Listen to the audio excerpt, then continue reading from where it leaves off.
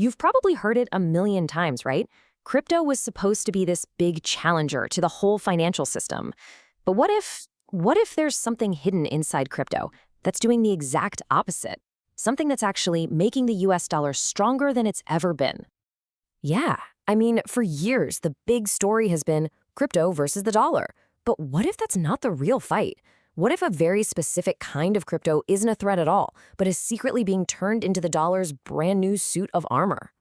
So at the very center of this whole thing is this mechanism. Some folks have started calling it the dual suction engine. And honestly, it sounds complicated, but the design is shockingly simple, and it's incredibly effective.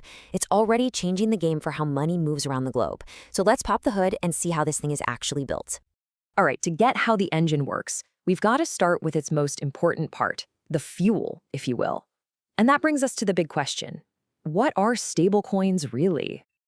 Okay, so the easiest way to think about a stablecoin, it's basically a digital dollar. You'll hear people call it an on-chain dollar because it lives on a blockchain, the same tech that runs Bitcoin. But here's the key difference. Unlike Bitcoin, which goes up and down like crazy, a stablecoin is designed to always be worth $1. So how on earth does it manage to do that? And this is the secret sauce behind every major stablecoin. We're talking the big ones like USDT or USDC. It's not just some digital promise. It's a direct claim on a real tangible asset, specifically a short-term US Treasury bond. Think about that for a second. It means your digital dollar is really just an IOU from the US government. The way it works is actually pretty simple. When you buy, say, one stablecoin, the company that made it is legally required, and the laws are getting stricter about this, to take your dollar and go buy $1 worth of US Treasury debt, and they just hold it in the reserves. So every single digital dollar you have is directly backed by a US government bond. It's a one-to-one thing. Okay, so that connection, that direct link between the digital coin and the government bond, that's everything. That is what powers this dual suction engine. It's a system that, get this, works no matter which way the market is heading. Let's dig into how. Yeah, this engine is kind of amazing because it thrives in both chaos and calm.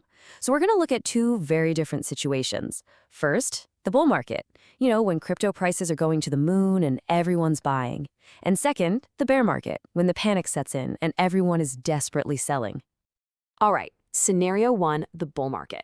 Imagine it. Bitcoin's price is skyrocketing, everyone's euphoric, making money. Now, on the surface, it looks like people are dumping their stablecoins, and by extension their dollars, to chase those huge gains in riskier crypto. But that's only what you see on the surface. Here's the twist. Even while traders are jumping in and out of Bitcoin or Ethereum, the whole system still needs a massive pool of stablecoins just to function, for trading, for liquidity. So that total supply of stablecoins stays really high. And what does that mean? It means the issuers just keep holding on to all those US Treasury bonds. So ironically, the crazier and hotter the crypto market gets, the more it ends up depending on this super stable foundation of US debt. Okay, but now let's flip the coin. This is where the true power of this engine just becomes crystal clear. Let's talk about the bear market. The party's over.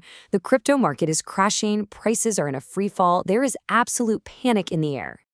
So what happens? In a panic, investors run for the hills. They flee from all that volatility. And where do they run?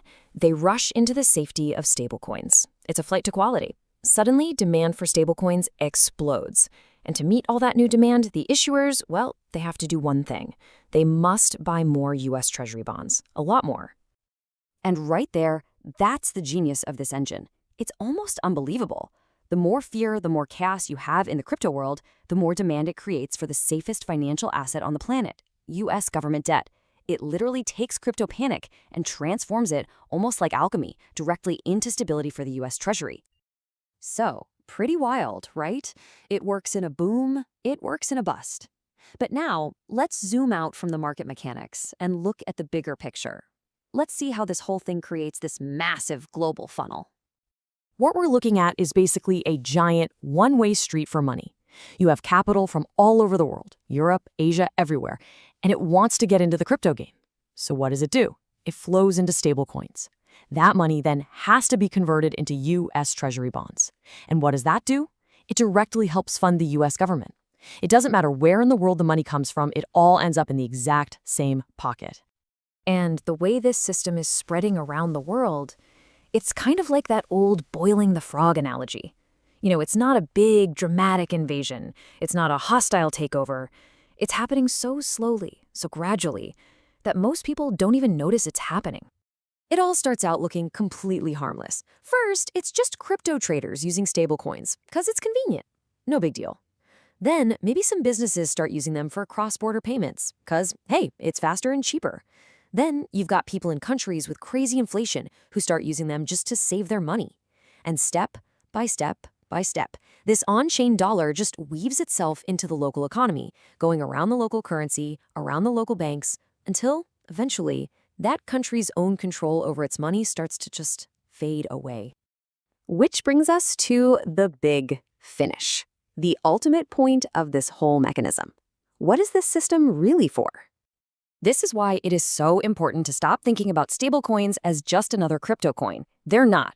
They're basically a new age delivery system for a very old product, U.S. government debt. They're a Trojan horse, embedding U.S. treasuries right into the plumbing of the new digital economy, making them a fundamental, can't live without it part of the system. And if you take away just one thing from this, let it be this. When you hear about governments making new laws to regulate stablecoins, don't just think it's about taming the Wild West of crypto. The real goal is to make this whole engine official, to formalize it and use it to upgrade the dollar's dominance, its hegemony, for a new digital age. Look, there's no doubt about it. A brand new layer of the global financial system is being built as we speak, right on top of blockchains. And that leaves us with a pretty heavy question. While everyone is watching the price of Bitcoin go up and down, who's in the back room quietly writing the rules and holding the real blueprints for whatever comes next?